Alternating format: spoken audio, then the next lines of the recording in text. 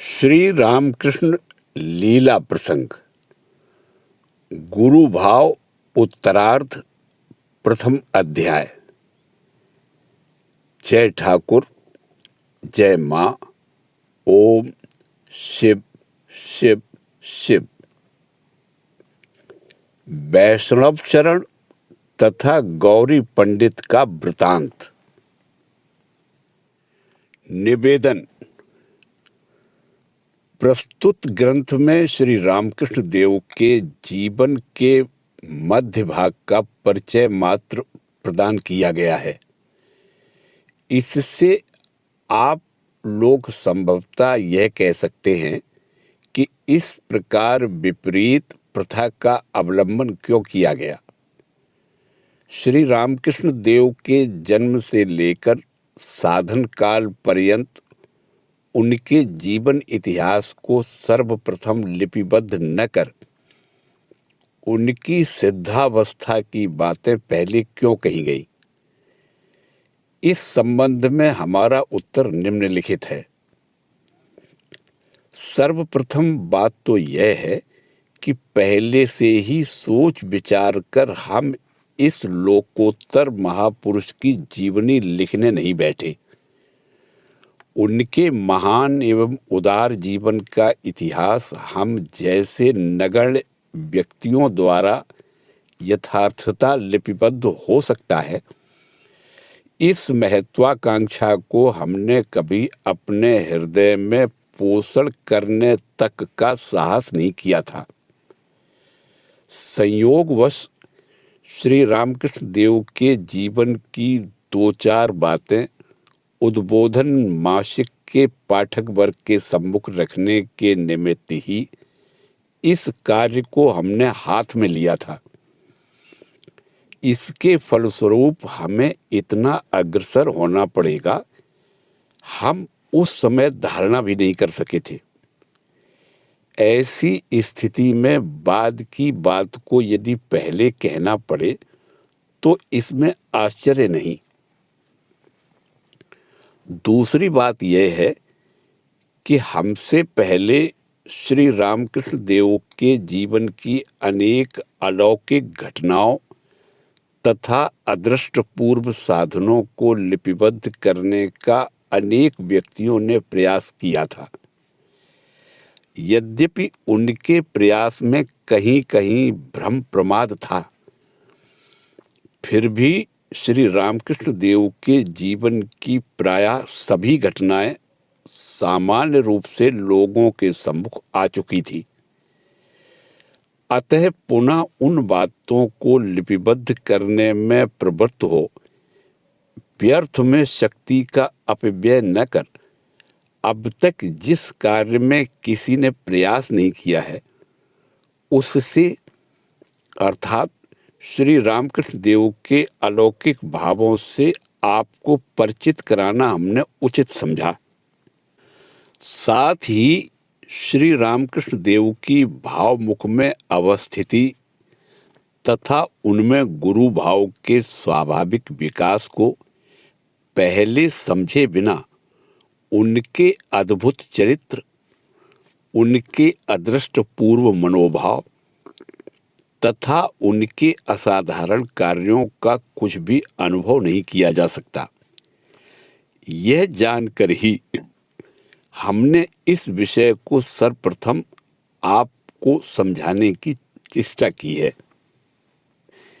किंतु कोई संभवतः यह कहेंगे कि इस ग्रंथ के विभिन्न स्थलों पर श्री रामकृष्ण देव के विशेष कार्य तथा उनके मनोभाव को समझाने में प्रवृत्त हो आपने स्वयं उन विषयों को जैसा अनुभव किया है तद अनुरूप ही पाठकों से कहने का प्रयास किया है।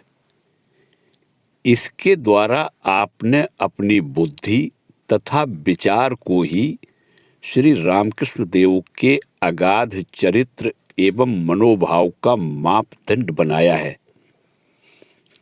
इस प्रकार आपकी बुद्धि तथा विचार श्री रामकृष्ण देव का भी अतिक्रमण करने में समर्थ हैं।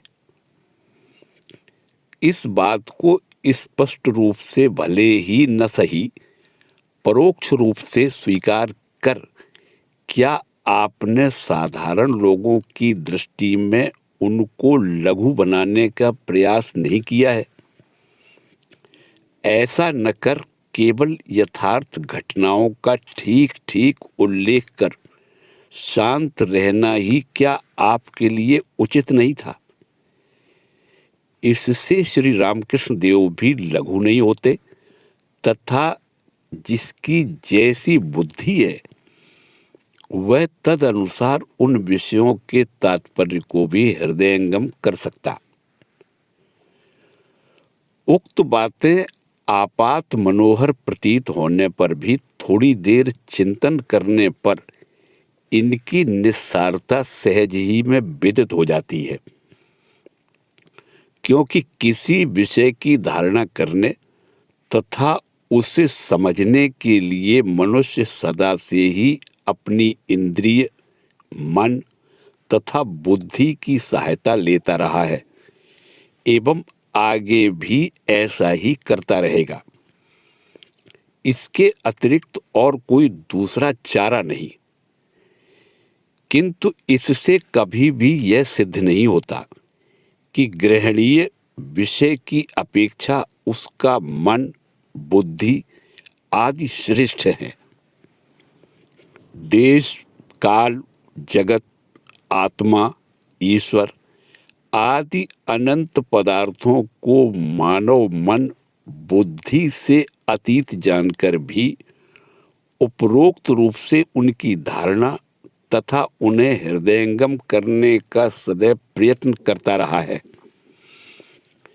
किंतु उन पदार्थों के इस प्रकार समझने के प्रयास को न तो हम नापना ही कहते हैं और न निंदनीय ही मानते हैं, परंतु हम यही समझते हैं कि इस प्रकार के प्रयास के द्वारा अंत में उसकी अपनी मन बुद्धि ही प्रशस्त होगी तथा उसका कल्याण होगा। अतः लोकोत्तर महापुरुषों की अलौकिक चेष्टा आदि की इस प्रकार पर्यालोचना करने पर हमारा ही कल्याण होता है। उसके द्वारा उनको नापा नहीं जाता। मन एवं बुद्धि की साधन जनित शुद्धता तथा सूक्ष्मता के तारतम्य के अनुसार ही लोग उन दैवी पुरुषों के दिव्य भाव तथा कार्यों को स्वल्प या अधिक मात्रा में समझने समझाने में समर्थ होते हैं। श्री रामकृष्ण देव के चरित्र के संबंध में हम कहाँ तक समझ पाए हैं? हमसे अधिक साधन संपन्न व्यक्ति उसे और भी कहीं अधिक हृदयंगम करने में समर्थ होंगे। अतः उस देव चरित्र को समझने के लिए यदि हम अपनी अपनी मन बुद्धि का प्रयोग करें तो यह अनुचित नहीं है।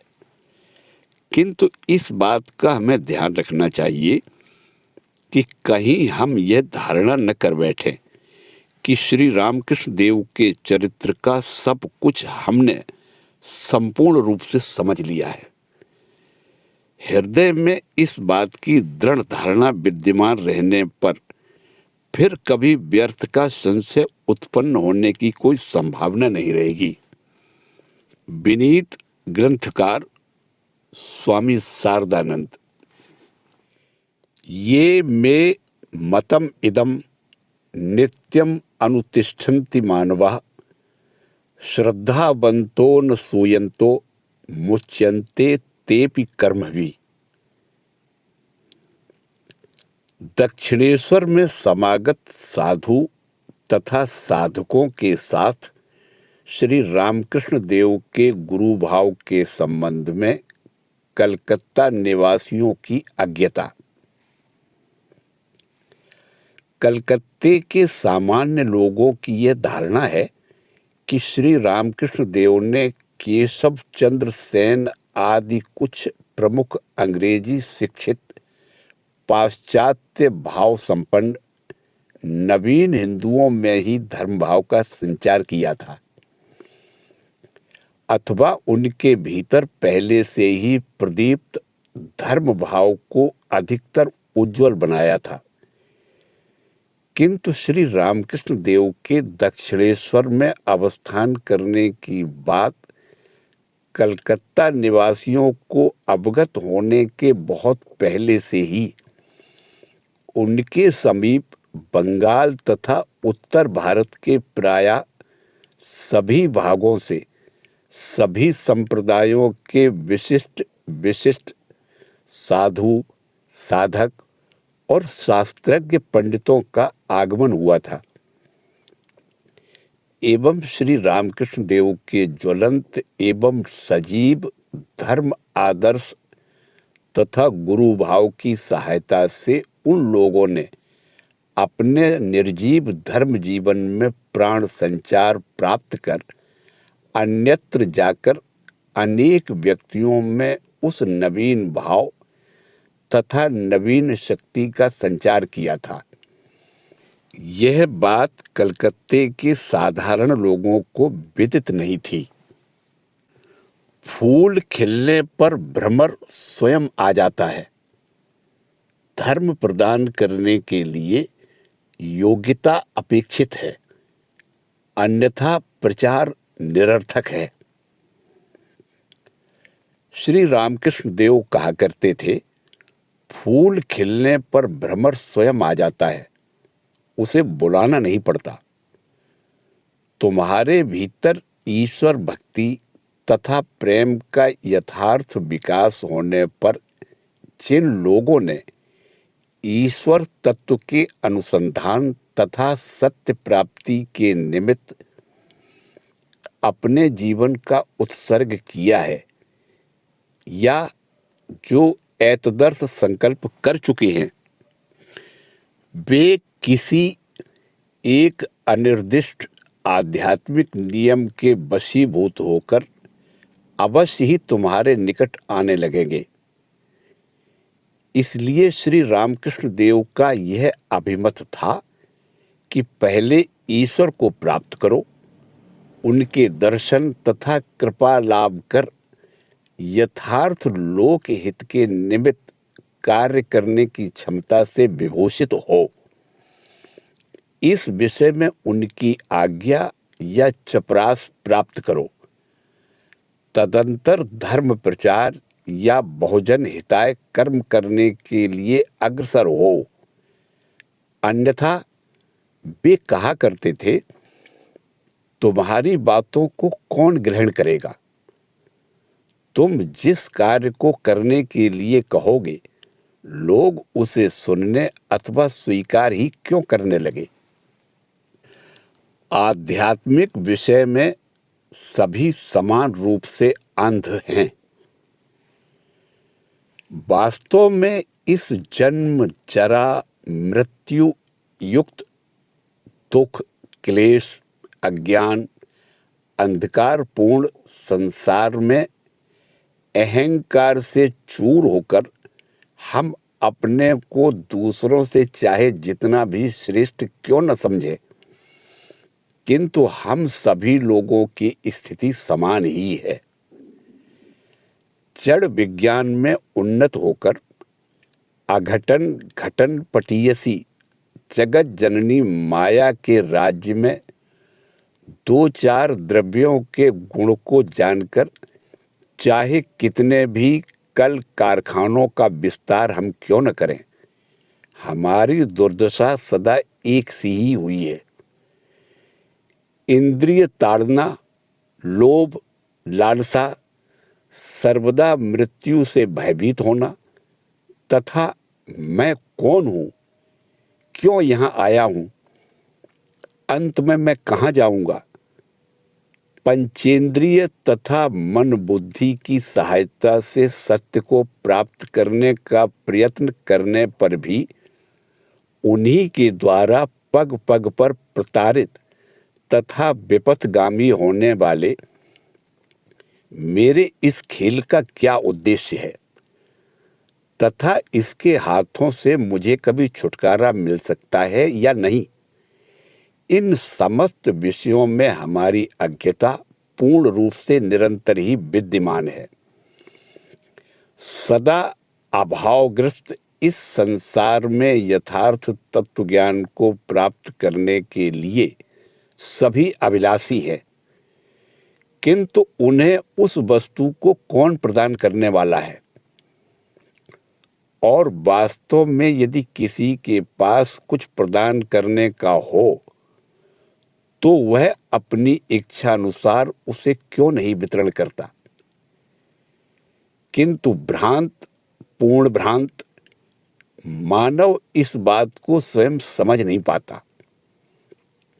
अपने समीप कुछ विद्यमान न रहने पर भी मनुष्य यश, ख्याति अथवा और किसी स्वार्थ से प्रेरित हो सर्वप्रथम उस वस्तु की जो उसके पास नहीं है दूसरों को देने के लिए दौड़ने लगता है या वह उसे दे सकता है, इस प्रकार का ढोंग किया करता है तथा अंधे नैब नियमाना यथांधा की तरह स्वयं हाय हाय कर पश्चाताप करता हुआ दूसरों से भी वैसा ही कराता रहता है।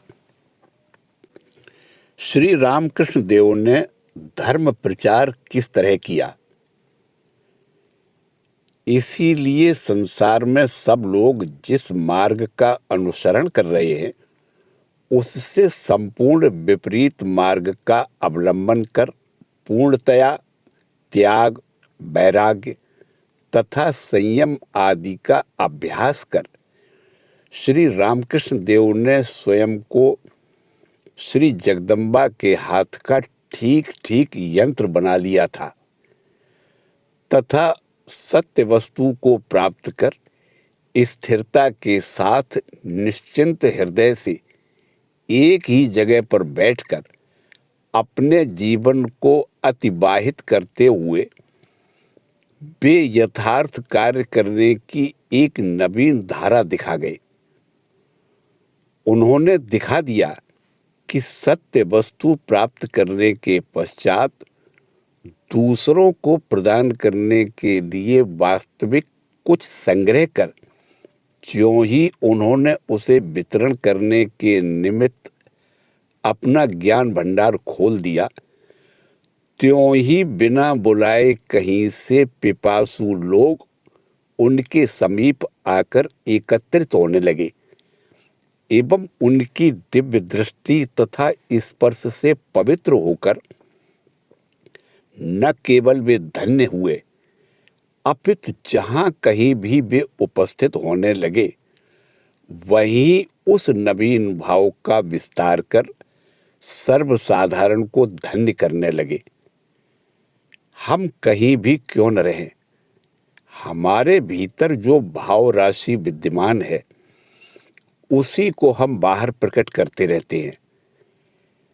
जैसे कि श्री रामकृष्ण देव अपनी सरल ग्रामीण भाषा में कहा करते थे, जो जिस चीज को खाता है उसकी डकार में उसी चीज की गंध आती है।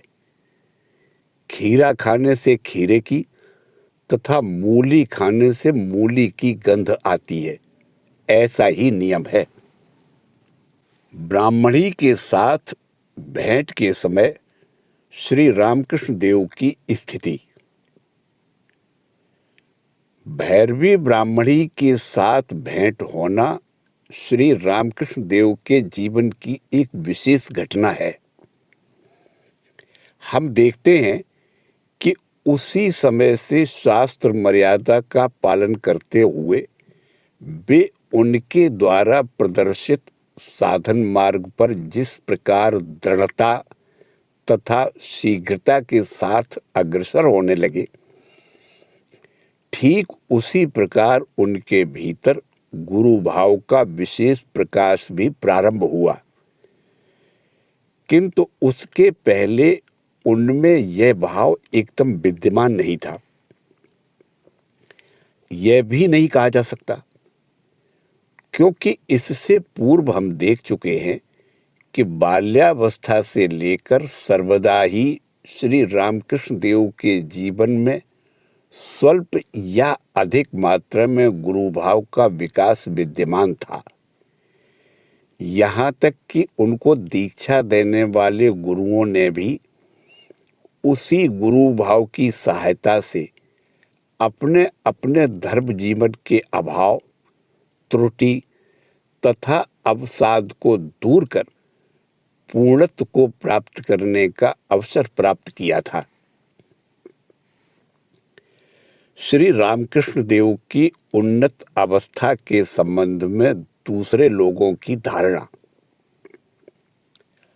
ब्राह्मणी के आगमन से पूर्व श्री रामकृष्ण देव के अदृष्टपूर्ण ईश्वरानुराग तथा व्याकुलता को लोग उन्मत्तता एवं शारीरिक रोग जैसा समझा करते थे एवं उसके उपशम के लिए श्री गंगा प्रसाद सेन के घर पर उनकी चिकित्सा भी हो रही थी।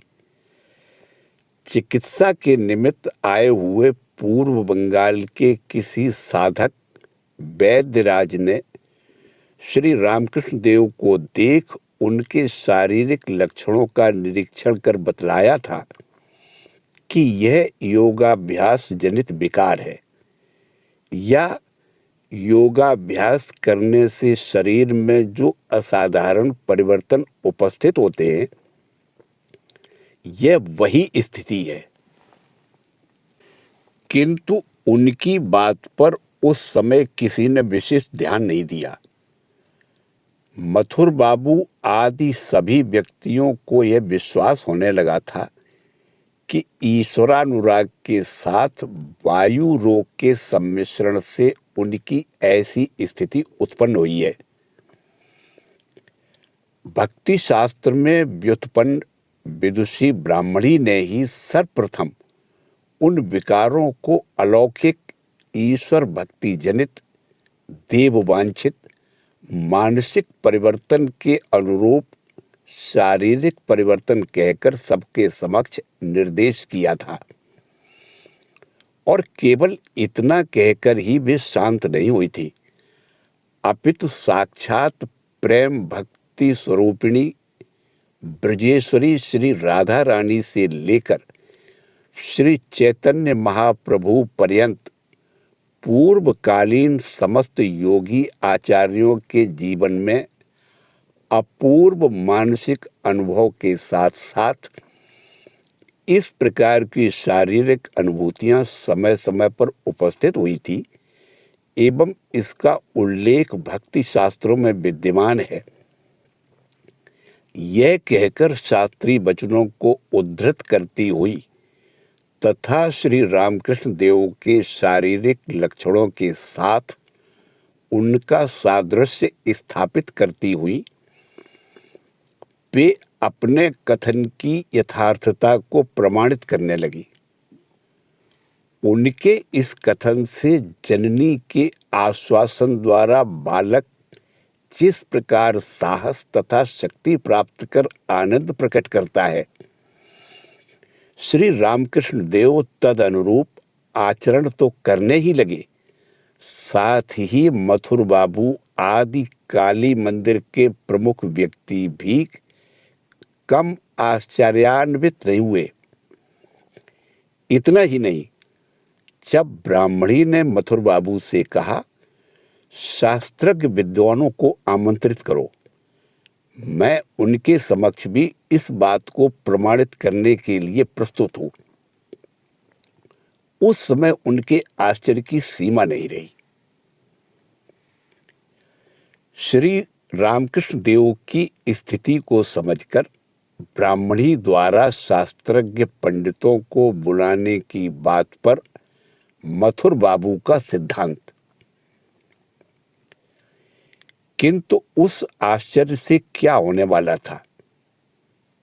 भिक्षा व्रत पर निर्भर एक साधारण अपरिचित रमणी के कथन तथा पांडित्य पर सहसा कौन विश्वास करने लगा?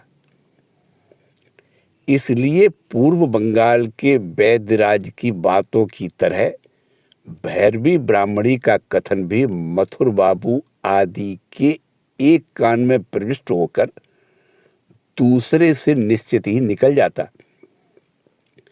किंतु श्री रामकृष्ण देव के आग्रह तथा अनुरोध से घटना कुछ और ही हुई। बालक स्वभाव श्री रामकृष्ण देव मथुर बाबू से हट करने लगे। योग्य पंडितों को बुलवाकर ब्राह्मणी जो कुछ कह रही है उसकी जांच करानी होगी। धनी मथुर बाबू ने भी सोचा कि छोटे भट्टाचार्य की चिकित्सा के लिए जब इतना व्यय किया जा रहा है तो ऐसी स्थिति में इतनी और व्यवस्था करने में हानि ही क्या है। पंडित वर्ग द्वारा ब्राह्मणी के कथन का शास्त्रीय प्रमाणों से खंडन कर देने पर तथा अवश्य ही वे इस कार्य को कर सकेंगे, कम से कम लाभ निश्चित होगा। पंडितों की बात पर विश्वास कर छोटे भट्टाचार्य के सरल विश्वासी हृदय में यह धारणा हो जाएगी कि उन्हें कोई रोग हो गया है। इससे अपने मन पर नियंत्रण करने की एक इच्छा भी उनमें उत्पन्न हो सकती है। मैं जो कुछ कर रहा हूं, समझ रहा हूं, वह ठीक है और दूसरे लोग जो समझ रहे हैं, करने के लिए कह रहे हैं, वह भूल है। ऐसा ही निश्चय कर लेने तथा अपने मन और चिंतन को नियंत्रित न कर अपने चित्त को वशीभूत करने का प्रयास न करने के कारण ही तो लोग पागल हो जाया करते हैं।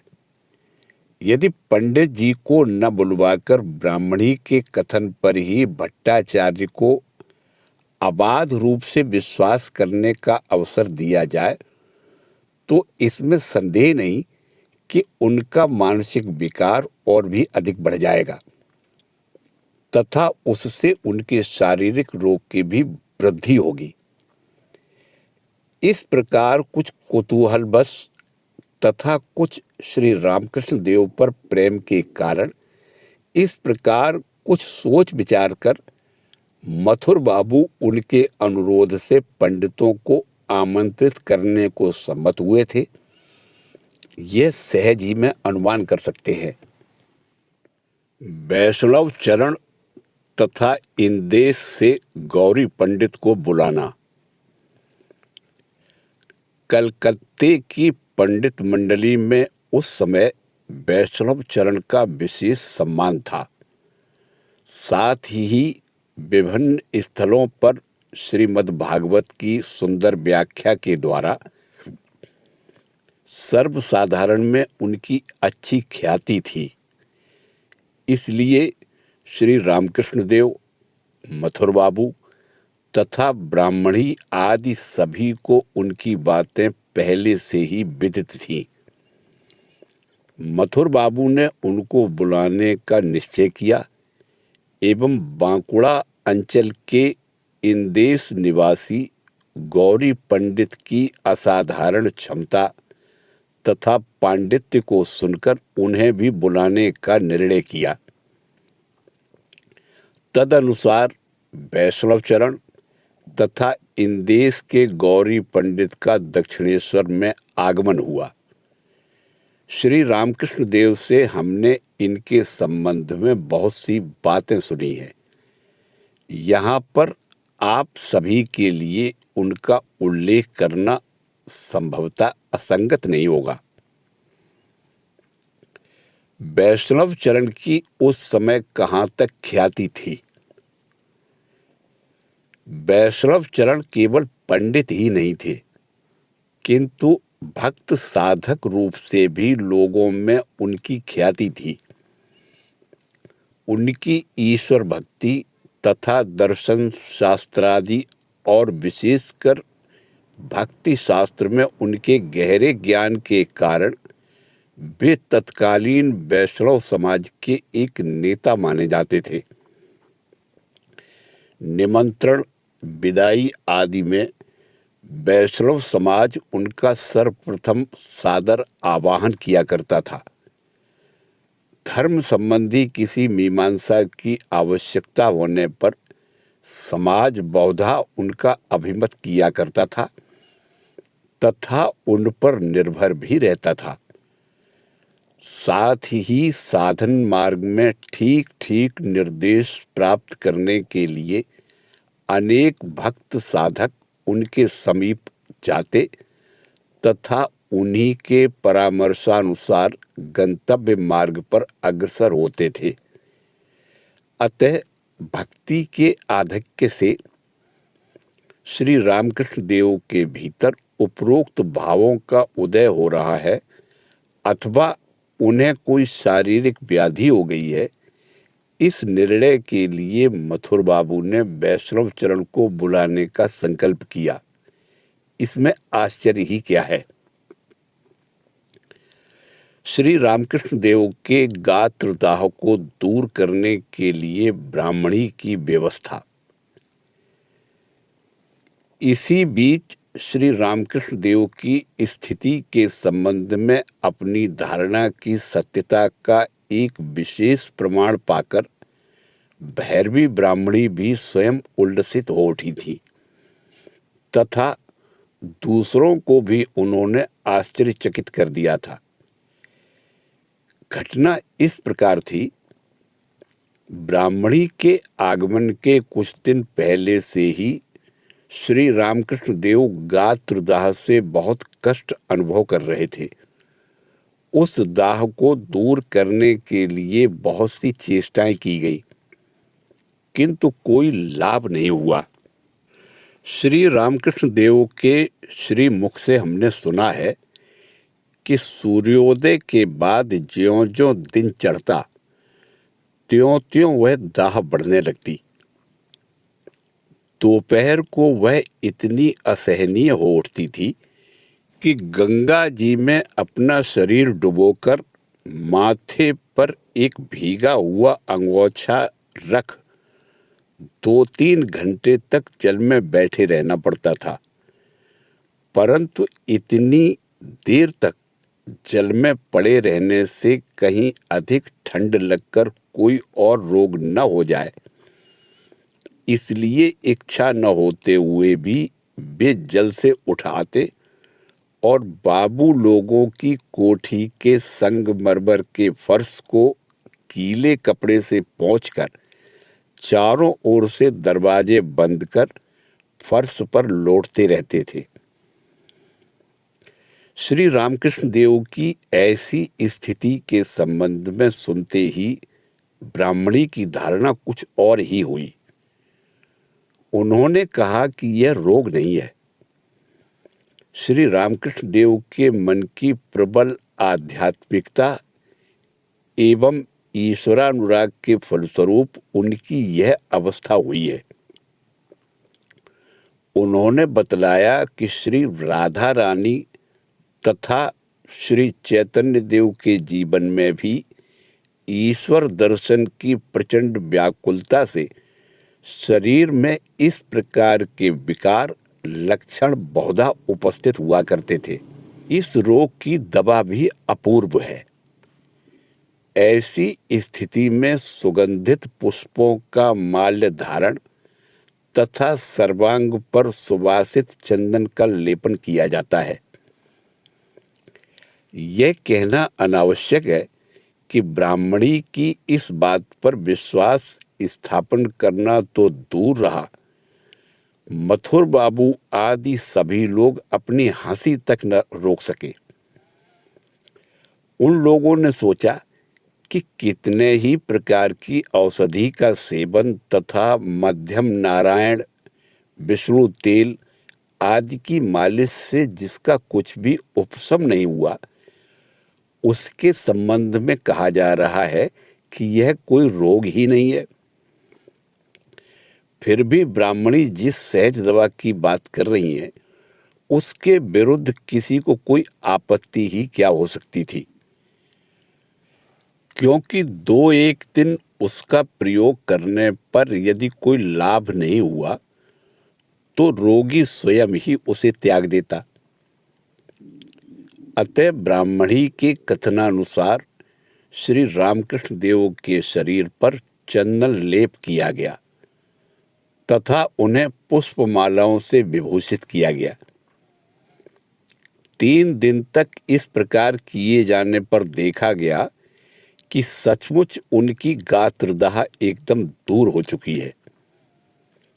इससे सब लोग आश्चर्यचकित हो गए, किंतु अविश्वासी मन सहज में कब छोड़ने वाला था। उसने सोचा कि यह तो काकतालीय न्याय जैसा हुआ।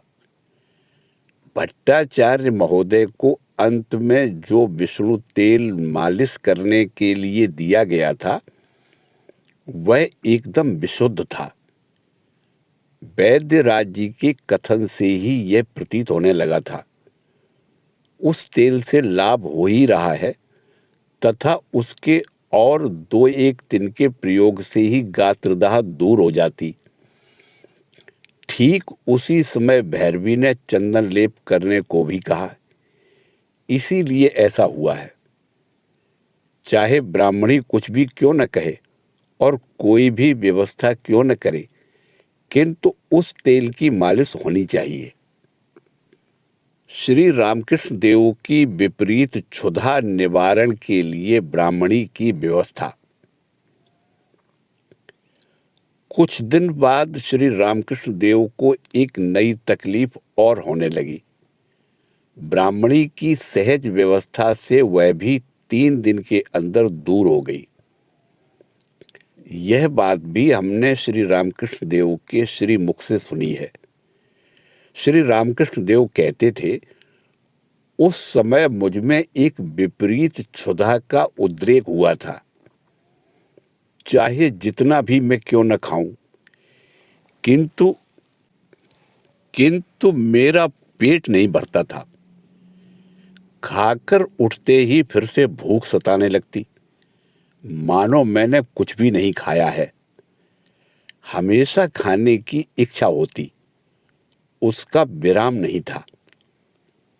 मैंने सोचा कि मुझे ये क्या रोग हो गया है। मैंने ब्राह्मणी से कहा। उसने उत्तर दिया, बाबा, डरने की कोई बात नहीं।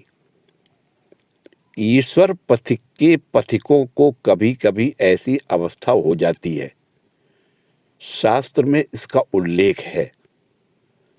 तुम्हारी इस स्थिति को मैं ठीक किए दे रही हूं।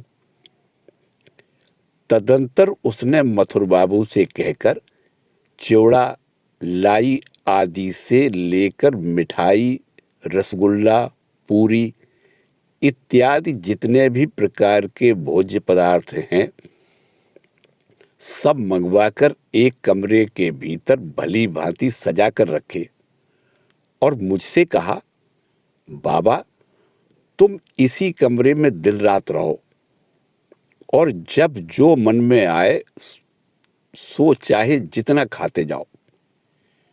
मैं वहीं रहने तथा टहलने लगा। मैं उन भोज्य पदार्थों को देखता तथा स्पर्श करता, कभी इसमें से थोड़ा सा खाता तो कभी उसमें से थोड़ा सा। इस प्रकार 3 दिन बीतने के बाद मेरी यह विचित्र क्षुधा तथा खाने की इच्छा दूर हुई। तब कहीं मैं स्वस्थ हुआ।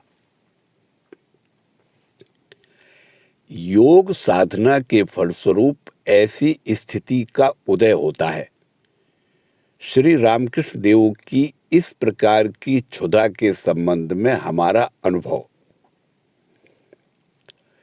योग या ईश्वर में मन के तन्मय होकर अवस्थित रहने की स्थिति सहज बन जाने से पहले और कभी कभी उसके बाद भी साधकों के जीवन में इस प्रकार विपरीत क्षुधादि के उद्रेक होने की बातें हमें सुनने को मिली है तथा श्री रामकृष्ण देव के जीवन में भी अनेक बार इसका परिचय प्राप्त कर हम अबाक रह गए हैं। श्री रामकृष्ण देव की जिस स्थिति को हमने स्वयं प्रत्यक्ष किया है वह कुछ दूसरे ही प्रकार की थी। उस समय वे निरंतर ऐसी क्षुधा से पीड़ित नहीं रहते थे। स्वाभाविक दशा में साधारणतया वे जिस प्रकार भोजन किया करते, भावावस्था में वे उससे चौगुना या उससे भी अधिक भोजन कर लेते थे, परंतु इससे उन्हें किसी प्रकार की शारीरिक अस्वस्थता नहीं होती थी। यह हमने स्वयं देखा है। इस प्रकार की दो एक घटनाओं के उल्लेख से यह विषय सहज ही हृदयंगम हो सकेगा। प्रथम दृष्टांत, मलाई के एक बड़े टुकड़े को खा लेना। इसका कुछ आभास पहले भी दिया जा चुका है। श्री रामकृष्ण देव की महिला भक्तों के साथ दिव्य लीला के प्रसंग में पाठकों को स्मरण होगा, श्री रामकृष्ण देव की महिला भक्तों के साथ दिव्य लीला के प्रसंग में आपको स्मरण होगा कि एक बार कुछ महिलाएं भोला मिठाई वाले की दुकान से मलाई का एक बड़ा टुकड़ा लेकर श्री रामकृष्ण देव के दर्शनार्थ दक्षिणेश्वर आई थी। वहां उनके दर्शन न पाकर किसी प्रकार वे श्रीयुत महेंद्रनाथ गुप्त मास्टर महाशय के घर पर आईं। यहाँ उन्हें श्री रामकृष्ण देव के दर्शन प्राप्त हुए। इतने में श्रीयुत प्राण कृष्ण मुखोपाध्याय, जिन्हें श्री रामकृष्ण देव मोटा ब्राह्मण कहते थे, वहां आ गए। संकोचवश वे महिलाएं श्री रामकृष्ण देव जिस तख्त पर बैठे हुए थे उसी के नीचे छिप गई।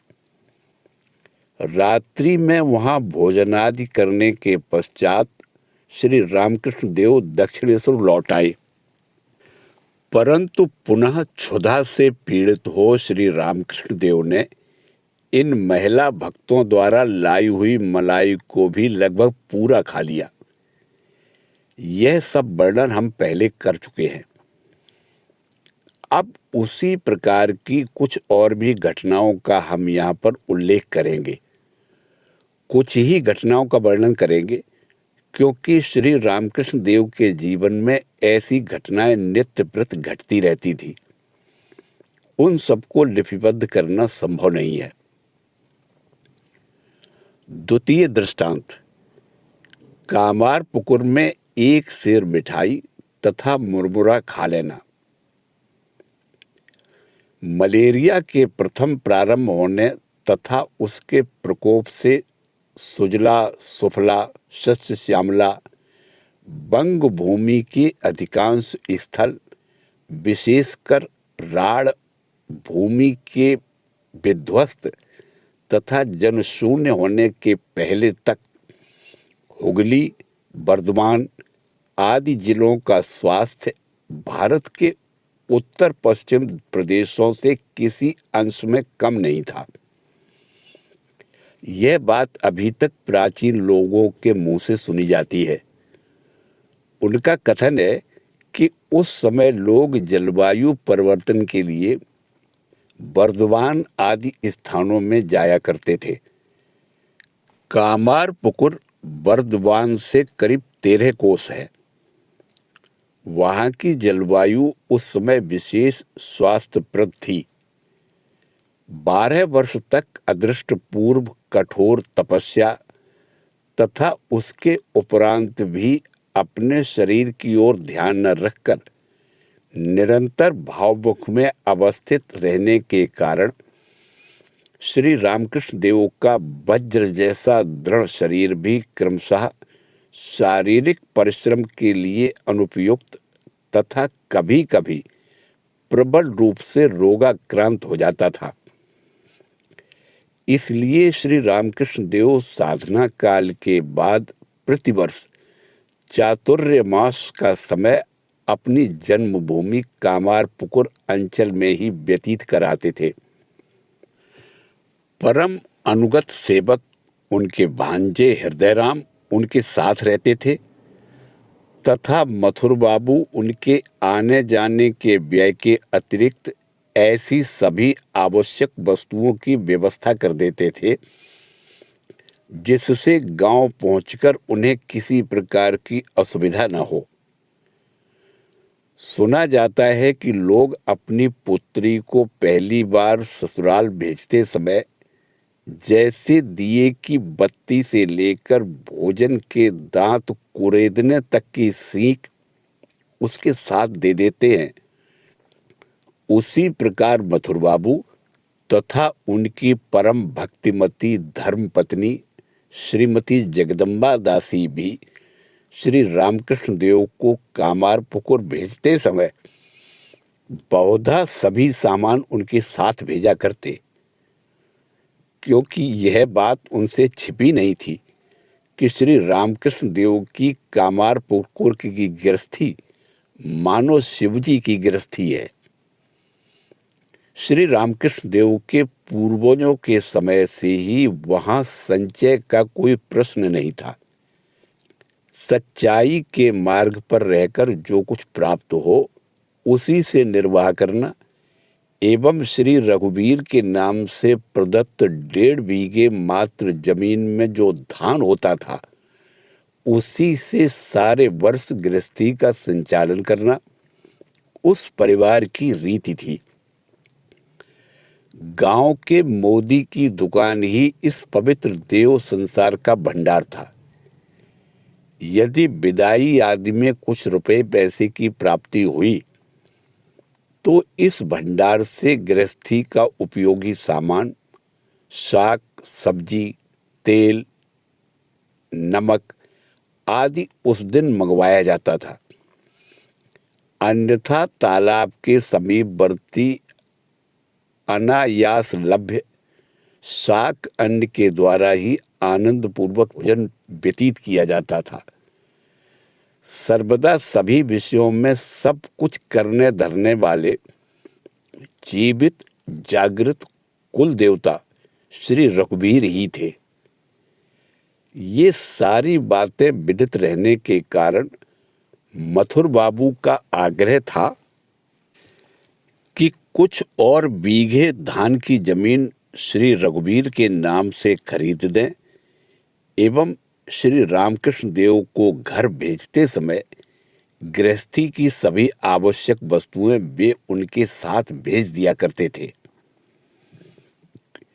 जैसा पहले कहा जा चुका है, श्री रामकृष्ण देव चातुर्य मास के समय कभी कभी कामारपुकुर जाया करते थे।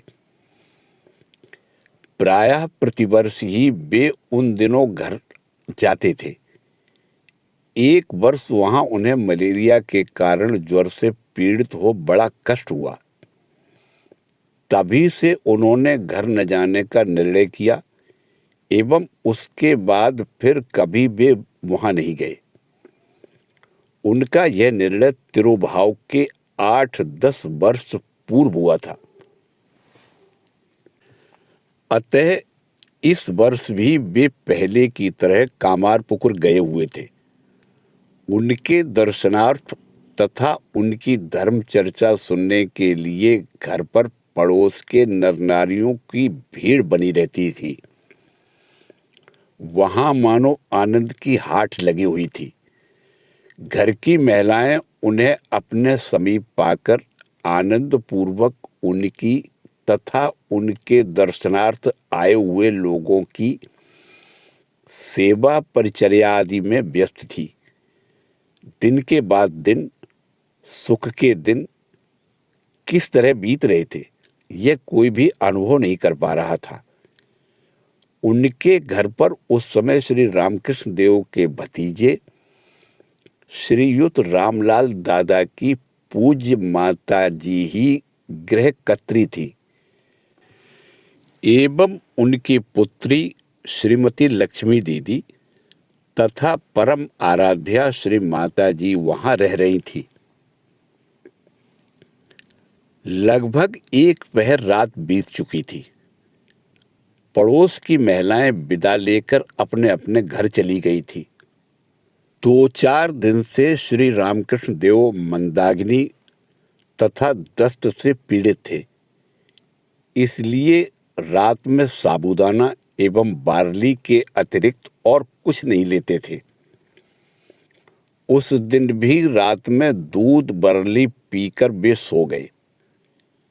उनके भोजन तथा शयन के बाद घर की महिलाओं ने भी भोजन आदि किया तथा घर के सब कामकाज समाप्त करने के पश्चात वे सोने की व्यवस्था करने लगी। सहसा श्री रामकृष्ण देव अपने शयन गृह का द्वार खोलकर भावाविष्ट हो लड़खड़ाते हुए बाहर निकले तथा रामलाल दादा की माताजी आदि को बुलाकर कहने लगे, क्या तुम सो गई? मुझे खाने को कुछ दिए बिना ही आज तुम सो गई? रामलाल की माताजी बोली, अरे यह क्या कह रहे हो? अभी तो तुमने भोजन किया है। श्री रामकृष्ण देव ने कहा, मैंने कब भोजन किया? मैं तो अभी दक्षिणेश्वर से आ रहा हूं। मुझे तुमने कहाँ भोजन कराया? यह सुनकर सब महिलाएं अवाक रह गई तथा वे आपस में एक दूसरे की ओर देखने लगी। उन लोगों ने यह अनुमान किया कि श्री रामकृष्ण देव भावाविष्ट होकर ही ऐसा कह रहे हैं, किंतु उस समय दूसरा उपाय ही क्या था। घर पर उस समय ऐसी कोई खाद्य सामग्री नहीं थी जो उन्हें खाने को दी जाती। तब और हो ही क्या सकता था। अतः रामलाल दादा की माताजी डरती हुई बोली, घर पर तो अब और कुछ खाने का नहीं है, केवल कुछ मुरमुरा है, तुम खाओगे? थोड़ा सा खा लो ना, उससे तुम्हारा रोग भी नहीं बढ़ेगा। इतना कहकर एक थाली में मुरमुरा लाकर उन्होंने श्री रामकृष्ण देव के सामने रख दिया। उसे देखकर श्री रामकृष्ण देव बालक की तरह क्रोधित हो पीठ फेरकर बैठ गए और कहने लगे, मैं केवल मुरमुरा नहीं खाऊंगा। उनको बहुत कुछ समझाया गया। तुम्हें दस्त का रोग हुआ है, ऐसी स्थिति में और कुछ खाना उचित नहीं है। इतनी रात हो जाने के कारण अब दुकानें भी बंद हो चुकी हैं। साबूदाना, बार्ली आदि खरीदना भी इस समय संभव नहीं है। आज मुरमुरा खाकर रहो, सुबह होते ही रसेदार तरकारी और भात बना दिया जाएगा। किंतु सुनने कौन लगा। अभिमानी तथा हठी बालक की तरह श्री रामकृष्ण देव यही कहने लगे, मैं मुरमुरा नहीं खाऊंगा। तब विवश होकर रामलाल दादा बाहर निकले। उन्होंने दुकानदार को जगाया और एक सेर मिठाई खरीद लाए। वह एक सेर मिठाई तथा साधारणतया लोग जितना खा सकते हैं उससे भी कहीं अधिक मुरमुरा जब थाली में रखकर श्री रामकृष्ण देव को दिया गया, तब आनंद पूर्वक वे भोजन करने बैठे एवं उन्होंने वह सब कुछ खा लिया, कुछ भी शेष नहीं छोड़ा। इससे घर के लोग डर गए। उन्होंने सोचा कि एक तो वे दस्त के रोगी हैं, महीने में आधे दिन साबूदाना बरली पीकर रहते हैं, अतः रात के समय उनका इस प्रकार भोजन करना कहाँ तक ठीक है। कल कुछ न कुछ अवश्य होगा। किंतु आश्चर्य की बात, दूसरे दिन देखा गया उनका शरीर ज्यों का त्यों ठीक है। रात के भोजन से उन्हें कोई हानि नहीं हुई है। तृतीय दृष्टांत, जयराम बाटी में रसेदार तरकारी के साथ एक रेक भीगा भात खा जाना। और एक बार इसी प्रकार कामारपुकुर में रहते समय श्री रामकृष्ण देव को उनकी ससुराल जयराम बाटी लेवा ले जाया गया। रात में भोजन कर सोने के कुछ देर बाद श्री रामकृष्ण देव उठे और बोले, मुझे बहुत भूख लगी है, घर की महिलाएं यह सोचकर चिंतित हो उठी कि उस समय उन्हें क्या खाने को दिया जाए। घर में तो कुछ भी नहीं है, क्योंकि उस दिन उनके घर में किसी पूर्वज का वार्षिक श्राद्ध या उसी प्रकार के किसी कृत्य का अनुष्ठान हुआ था। इस उपलक्ष्य में घर पर अनेक व्यक्तियों के आने से सभी खाद्य द्रव्य समाप्त हो चुका था। केवल हंडी में कुछ भीगा भात रखा हुआ था। डरती हुई श्री माताजी ने जब श्री रामकृष्ण देव को यह बताया, तब वे बोले, ठीक है, वही ले आओ। श्री माताजी ने कहा, किंतु कोई साग सब्जी तो नहीं है। श्री रामकृष्ण देव बोले, ढूंढ ढांड कर देखो ना, आज तो चटपटी रसेदार तरकारी बनी थी, देखो ना उसमें से कुछ बचा होगा। श्री माताजी ने जब ढूंढा, तब उन्हें उस पात्र में थोड़ी चटपटी रसेदार तरकारी दिखाई दी। बेबस होकर वही वे ले आई। देखकर श्री रामकृष्ण देव आनंदित हुए।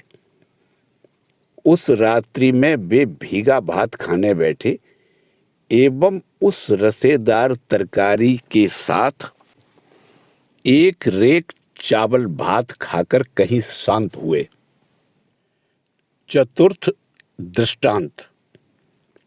दक्षिणेश्वर में मध्यरात्रि के समय शेर भर हलवा खा लेना। दक्षिणेश्वर में रहते समय भी कभी कभी ऐसा हुआ करता था। एक दिन इसी प्रकार मध्यरात्रि में उठकर श्री रामकृष्ण देव ने रामलाल दादा को बुलाकर कहा, अरे, मुझे बड़ी भूख लगी है, अब मैं क्या करूं? घर पर और दिन कितने ही तरह की मिठाइयां रहती थी। उस दिन ढूंढकर देखा गया कि कुछ भी नहीं है। बेबस होकर नौबत खाने के समीप जाकर श्री माताजी तथा उनके समीप जो महिला भक्त रहती थी, उनसे रामलाल दादा ने यह बात कही। वे अत्यंत व्यस्तता के साथ उठ बैठी तथा चूल्हा जलाकर एक बड़ी पत्थर की कटोरी भर प्रायः एक सेर अंदाज हलवा बनाया और श्री रामकृष्ण देव जहां रहते थे वहां भिजवा दिया।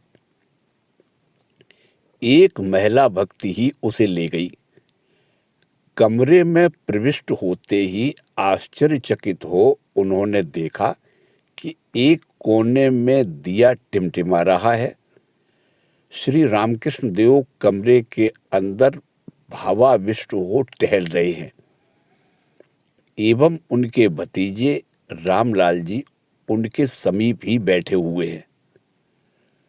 उस शांत, निश्चल, निस्तब्ध गहरी रात में श्री रामकृष्ण देव का गंभीर भावोज्वल मुखमंडल, उन्मत्त की भांति मतवाला नग्न वेश तथा विशाल नेत्रों की अचल अटल अंतर्मुखी दृष्टि, जिसके समक्ष समग्र विश्व इच्छा मात्र से ही समाधि में लीन होकर पुनः इच्छानुसार प्रकट हुआ करता है, निविष्ट हृदय से उनके महान गंभीर पाद विक्षेप तथा उद्देश्य रहित सानंद विचरण को देखते ही इन महिला भक्त का हृदय एक अपूर्व भाव से पूर्ण हो उठा।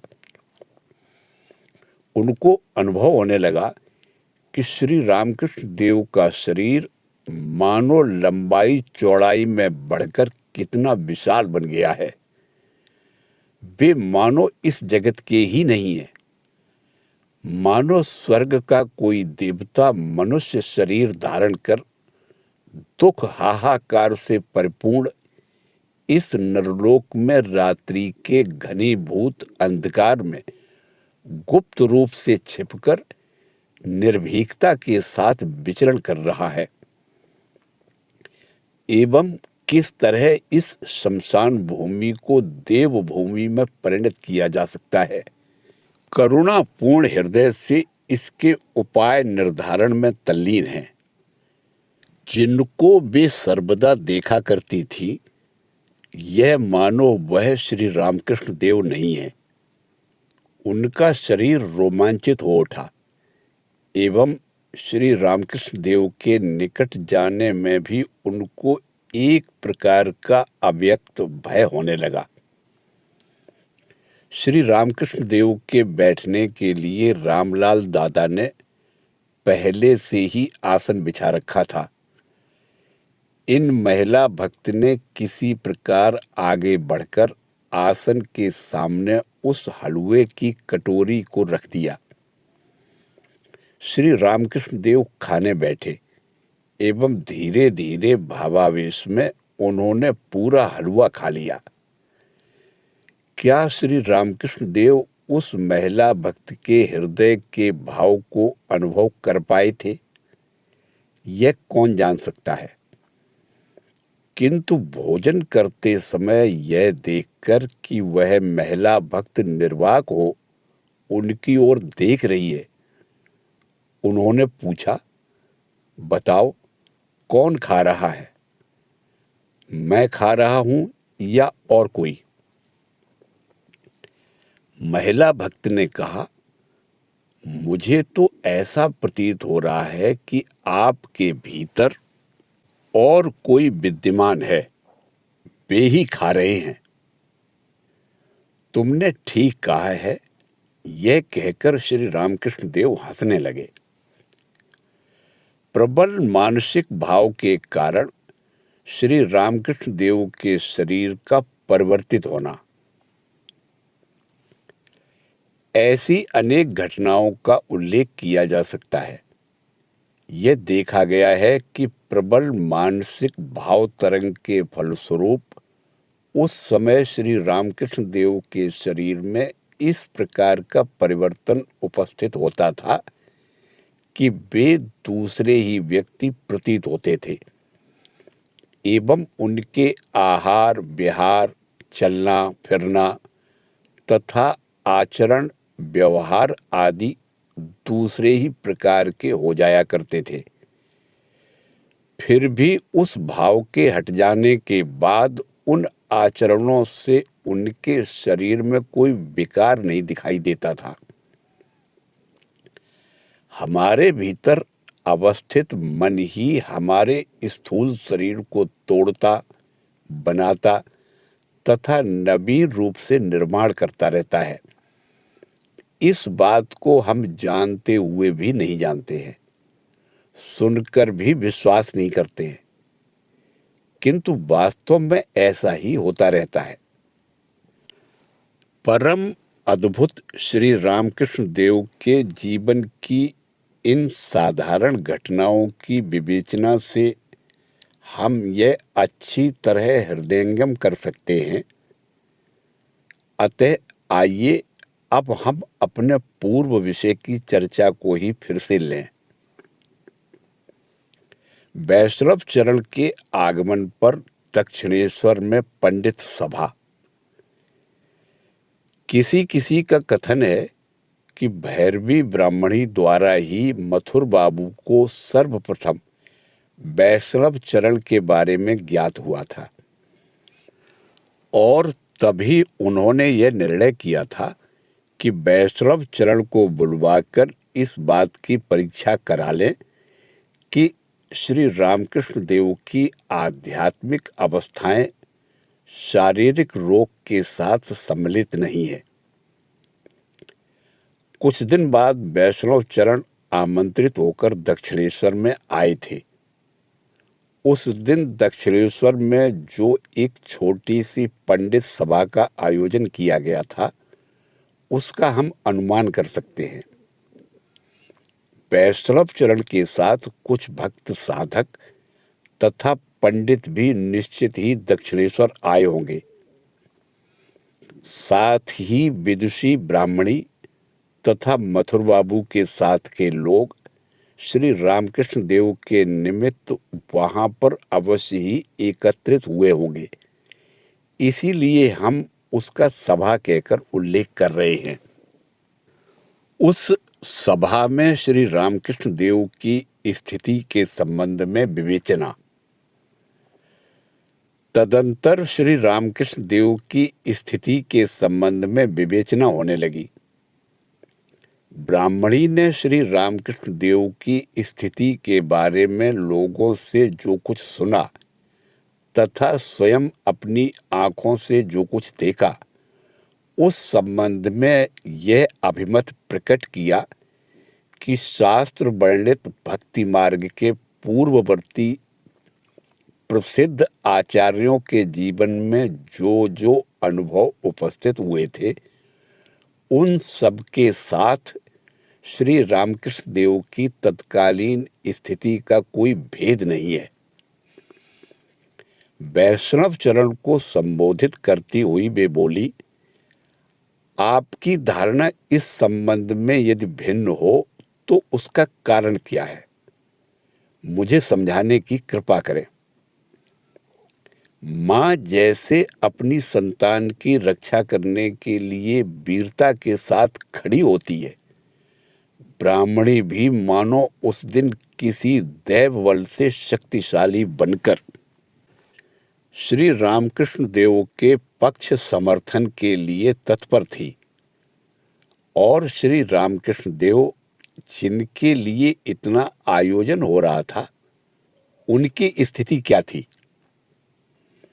हमें मानो अपनी आंखों के सामने यह स्पष्ट दिखाई दे रहा है कि तर्क वितर्क में निविष्ट उन व्यक्तियों के बीच श्री रामकृष्ण देव अस्त व्यस्त रूप से बैठे स्वयं अपने में निमग्न हो आनंद अनुभव कर रहे हैं, हंस रहे हैं तथा कभी कभी अपने समीपस्थ बटुए में से थोड़ी सी सौंफ या कबाब चीनी मुंह में डालकर उन लोगों की बातों को इस तरह सुन रहे हैं कि मानो और किसी व्यक्ति के संबंध में बातचीत हो रही है।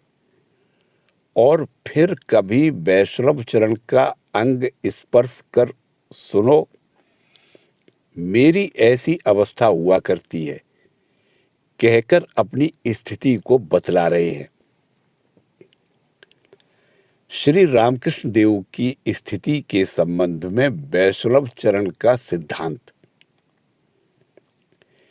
किसी किसी का यह कथन है कि वैष्णव चरण अपनी साधन जनित सूक्ष्म दृष्टि की सहायता से श्री रामकृष्ण देव को देखते ही जान गए थे कि वे एक महापुरुष हैं, परंतु वे चाहे जान पाए हों या नहीं, उस अवसर पर सारी बातों को सुनकर श्री रामकृष्ण देव के संबंध में ब्राह्मणी की समस्त बातों का उन्होंने हृदय से समर्थन किया था। वह हमने श्री रामकृष्ण देव के श्री मुख से सुना है। इतना ही नहीं, वैष्णव चरण ने यहाँ तक कहा था कि जिन मुख्य 19 प्रकार के भावों या अवस्थाओं के सम्मिलन का भक्ति शास्त्र में महाभाव कहकर निर्देश किया है एवं जिसका विकास अभी तक केवल भावमयी श्री राधा रानी तथा भगवान चैतन्य देव के जीवन में ही देखा गया है, आश्चर्य है कि उसके सारे लक्षण श्री रामकृष्ण देव को दिखाकर इनके भीतर प्रकट हुए प्रतीत हो रहे हैं। जीव के लिए सौभाग्यवश यदि जीवन में कभी महाभाव के आभास का उदय हो तो इन 19 प्रकार की अवस्थाओं में से अधिक 2-4 अवस्थाएं ही प्रकट होती हैं। जीव का शरीर इन 19 प्रकार के भावों के प्रचंड वेग को धारण करने में कभी भी समर्थ नहीं हुआ है तथा शास्त्र का कथन है आगे भी धारण करने में कभी समर्थ नहीं होगा। मथुर बाबू आदि जो लोग वहां उपस्थित थे, वे सभी वैष्णव चरण की बात को सुनकर अवाक रह गए। बालक की तरह विस्मय तथा आनंद के साथ स्वयं श्री रामकृष्ण देव ने भी मथुर बाबू से कहा, अरे यह क्या कह रहा है? अतः रोग नहीं है, सुनकर मेरा मन आनंदित हो रहा है। कर्ता भजा आदि संप्रदाय के संबंध में श्री रामकृष्ण देव का अभिमत। श्री रामकृष्ण देव की स्थिति के संबंध में वैष्णव चरण का यह अभिमत केवल कहने भर का ही नहीं था, अपितु इसका परिचय हमें उनकी उस दिन से श्री रामकृष्ण देव के प्रति श्रद्धा तथा प्रेम के आधिक्य से स्पष्टता मिलता है। तभी से श्री रामकृष्ण देव के दिव्य संग लाभ के निमित्त प्रायः बीच बीच में वे दक्षिणेश्वर आते रहते थे तथा अपने गुप्त रहस्यपूर्ण साधनों की बात श्री रामकृष्ण देव से कहकर उनका अभिमत लिया करते थे। कभी कभी वे अपने साधन मार्ग के सहचर भक्त वृंद को भी श्री रामकृष्ण देव के समीप ले आते थे, जिससे वे भी श्री रामकृष्ण देव का पुण्य परिचय प्राप्त कर उनकी तरह कृतार्थ हो सके।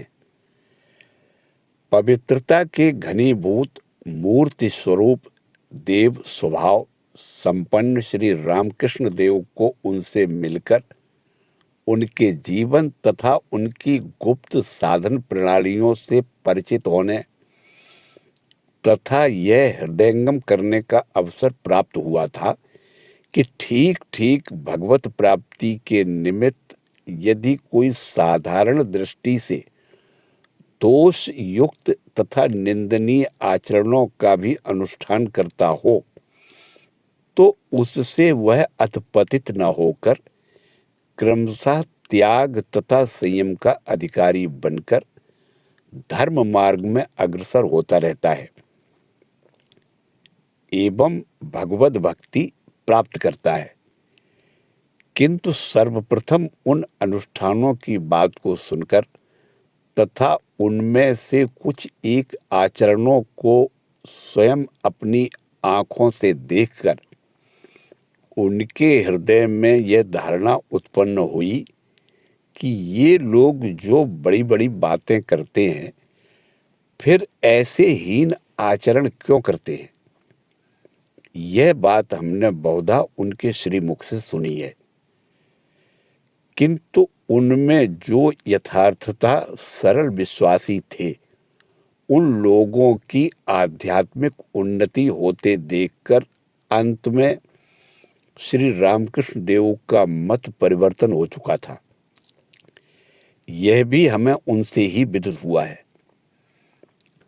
उन साधनावलंबियों के प्रति हमारी विद्वेष बुद्धि को दूर करने के निमित्त श्री रामकृष्ण देव की उस संबंध में जो धारणा थी, वह वे हमारे समीप कभी कभी इस तरह प्रकट किया करते थे, अरे उनसे द्वेष क्यों करना? जानो वह भी एक मार्ग है, किंतु वह अशुद्ध मार्ग है। मकान के भीतर जाने के लिए जैसे अनेक दरवाजे होते हैं, सामने के मुख्य द्वार तथा पीछे के दरवाजे को छोड़कर मैला साफ करने के लिए भंगी के लिए भीतर जाने का भी जैसे एक और दरवाजा रहता है, इसे भी वैसा ही समझना चाहिए। कोई किसी दरवाजे से भी प्रविष्ट क्यों न हो, भीतर जाने पर सब एक ही जगह पहुंचते हैं। किंतु क्या इसका तात्पर्य यह है कि तुम्हें भी उसका अनुष्ठान करना चाहिए अथवा उनसे मिलना चाहिए? नहीं, ऐसी बात नहीं। किंतु उनसे द्वेष करना ठीक नहीं है। प्रवृत्तिपूर्ण मानव मन किस प्रकार के धर्म को चाहता है। प्रवृत्तिपूर्ण मानव मन क्या सहज ही निवृत्ति मार्ग में जाता है? शुद्ध सरल रूप से ईश्वर को पुकारने तथा उनके श्री चरणों को प्राप्त करने के लिए सहज ही में अग्रसर होना क्या उसके लिए संभव है? शुद्धता के भीतर भी वह कुछ न कुछ अशुद्धि को स्वेच्छापूर्वक पकड़े रहना चाहता है। काम कांचन को त्याग देने के बाद भी उसकी थोड़ी बहुत महक उसके लिए प्रिय प्रतीत होती रहती है। अति कष्ट सहन कर शुद्ध भाव से जगदम्बा का पूजन करना पड़ेगा। इस बात को लिपिबद्ध करने के पश्चात भी उनके संतोषार्थ विपरीत कामना सूचक गीत गाने का विधान वह पूजा पद्धति के भीतर संयुक्त कर रखता है। इसमें विस्मित होने या निंदा करने का कुछ भी नहीं है, किंतु इससे यही विदित होता है कि अनंत कोटि ब्रह्मांड नायिका महामाया के प्रबल प्रताप से दुर्बल मानव किस तरह काम कांचन के वज्र बंधन में बंधा हुआ है। यह अनुभव होता है कि कृपा पूर्वक जब तक वे इस बंधन को दूर नहीं कर देती तब तक जीव को मुक्ति प्राप्त करना नितांत असाध्य है, तथा वे किसको किस मार्ग से मुक्ति की ओर अग्रसर करा रही हैं, यह भी मानव बुद्धि से परे है।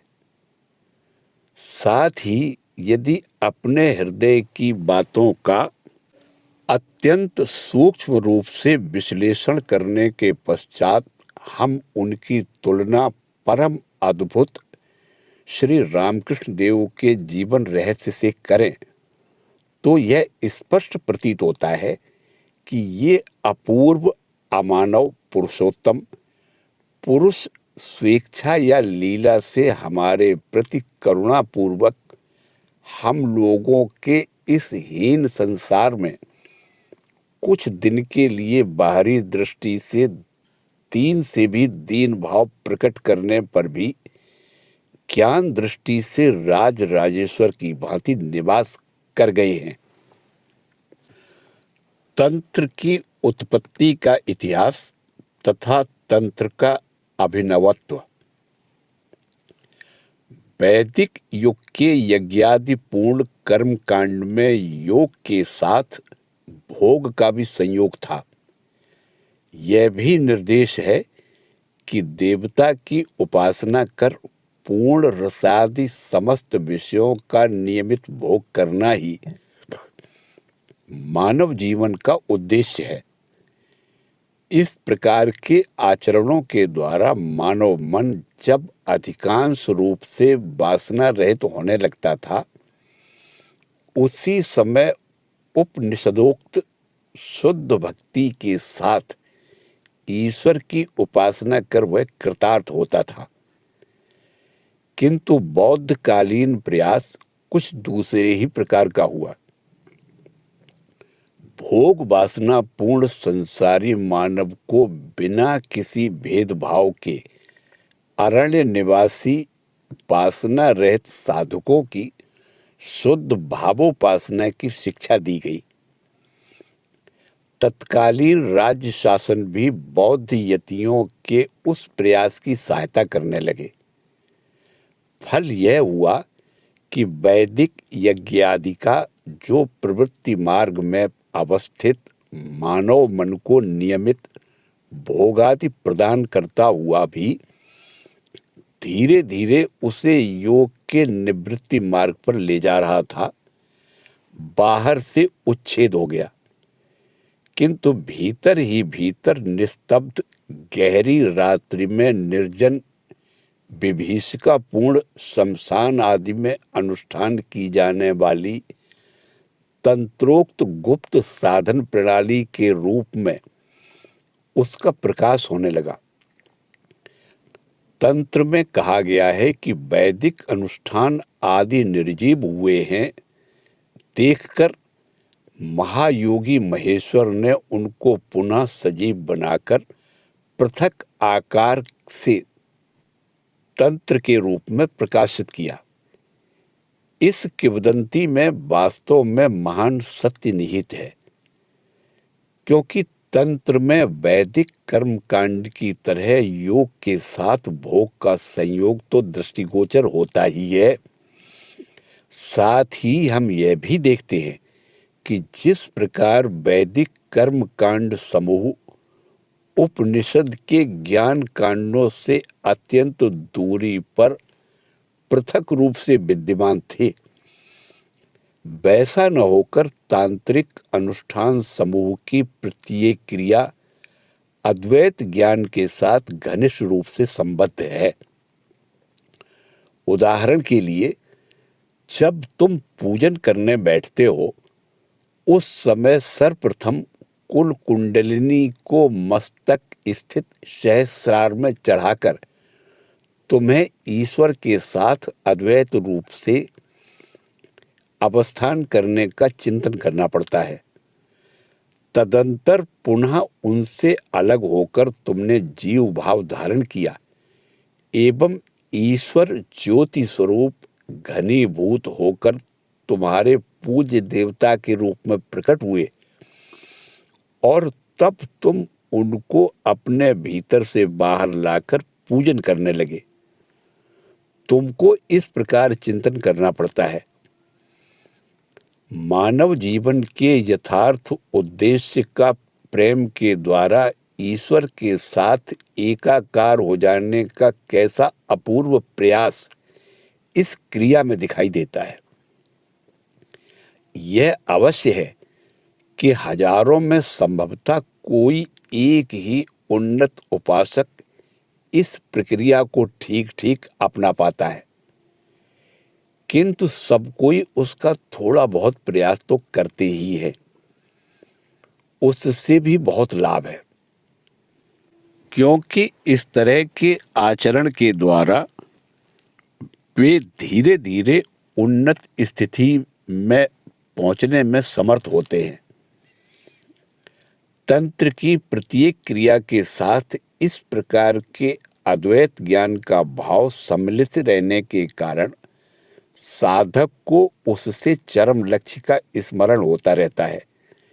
यही तंत्रोक्त साधन प्रणाली में वैदिक क्रियाओं की अपेक्षा नवीनता है, एवं इसीलिए भारत के साधारण लोगों के हृदय में तंत्रोक्त साधन प्रणाली के प्रभुत्व का इतना विस्तार हो पाया है। तंत्र में वीराचार के प्रवेश का इतिहास। जगत कारण महामाया के मातृत्व भाव का प्रचार तथा उसके साथ ही साथ समस्त स्त्री मूर्तियों पर एक विशुद्ध पवित्र भाव का स्थापन तंत्र का दूसरा अभिनवत्व है। आप वेद पुराणों का विश्लेषण कर देखें, यह भाव अन्यत्र कहीं नहीं है। यह तंत्र की ही एक निजी देन है। वेद के संहिता भाग में नारी शरीर की उपासना का यत किंचित बीज ही देखने को मिलता है। जैसे विवाह के समय कन्या की इंद्रिय का प्रजापतेर द्वितीय मुखम, यानी सृष्टिकर्ता की सृष्टि के द्वितीय मुख के रूप में इसका निर्देश किया है, एवं जिससे वह सुंदर तेजस्वी गर्भ धारण कर सके, एतदर्थ गर्भधेहि सिनी वाली इत्यादि मंत्रों से उसमें देवताओं की उपासना करने तथा उस इंद्रिय को पवित्र रूप से देखने का विशेष विधान है। किंतु इससे कोई यह न समझे कि वैदिक काल से ही योनि लिंग की उपासना भारत में प्रचलित थी। इतिहास द्वारा यह प्रमाणित हो चुका है कि बेबीलोन निवासी सुमेर जाति तथा उसकी शाखा द्रविड़ जाति में ही यह उपासना स्थूल रूप से पहले प्रचलित थी। भारतीय तंत्र शास्त्र ने जैसे प्रत्येक अनुष्ठान के साथ अपने शरीर में वेद के कर्मकांड तथा ज्ञान कांड के भावों को एकत्र सम्मिलित किया है, उसी प्रकार यह देखकर कि विशेष अधिकारी की आध्यात्मिक उन्नति इसी उपासना के द्वारा सहज में हो सकती है, उसने द्रविड़ जाति में प्रचलित नारी शरीर की उपासना के स्थूल भाव का अधिकांश परिवर्तित करने के पश्चात उसके साथ पूर्वोक्त वैदिक युग की उपासना के उन्नत आध्यात्मिक भाव को सम्मिलित कर उसे पूर्ण रूप से विकसित किया एवं उसे भी अपने अंग में मिला लिया। तंत्र में संभवतः वीराचार की उत्पत्ति इसी प्रकार से हुई होगी। तंत्रकार कुलाचार्यों ने यह ठीक ही अनुभव किया था कि प्रवृत्तिपूर्ण मानव स्थूल रूप रसादि का अल्पाधिक भोग करता ही रहेगा, किंतु यदि किसी प्रकार से उसके भीतर उसकी प्रिय भोग्य वस्तु पर ठीक ठीक आंतरिक श्रद्धा का उदय किया जा सके तो वह चाहे कितना भी भोग क्यों न करता रहे। यह निश्चित है कि उस तीव्र श्रद्धा के कारण वह स्वल्प काल में ही संयम आदि आध्यात्मिक भावों का अधिकारी बन जाएगा। इसीलिए उन्होंने यह प्रचार किया कि नारी का शरीर पवित्र तीर्थ स्वरूप है। मनुष्य बुद्धि को त्याग कर नारी में सर्वदा देवी बुद्धि रखनी चाहिए और नारी मूर्ति को जगदम्बा की विशेष शक्ति का प्रकाश समझकर सदा उसके प्रति श्रद्धा भक्ति करना चाहिए। भक्ति परायण बनकर नारी का पादोदक पान करना चाहिए एवं कभी भूलकर भी नारी की निंदा या नारी को प्रहार नहीं करना चाहिए। जय ठाकुर, जय मां।